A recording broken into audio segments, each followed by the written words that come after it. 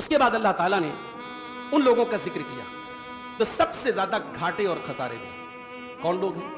कुल हल नुनब्बिउकुम बिल अक्सरीन आमाला, ऐ नबी आप कह दीजिए क्या मैं तुमको सबसे ज्यादा खसारे वाले और नुकसान वाले लोगों के बारे में न बता दूं? अल्लज़ीना ज़ल्ला सायुहुम फिल हयातिद दुनिया, जिनकी दुनिया की सारी कोशिशें बेकार हो जाएंगी। वहुम यहसबूना अन्नहुम युहसिनूना सुना, और वो ये समझते होंगे कि हम बहुत नेक अमल कर रहे हैं, दुनिया में नमाज पे नमाज पढ़ रहे हैं, हर साल उम्रा कर रहे हैं, हज कर रहे हैं। अल्लाह ताला के यहाँ जीरो है, जीरो, कोई शुमार नहीं, कोई काउंट नहीं। क्यों?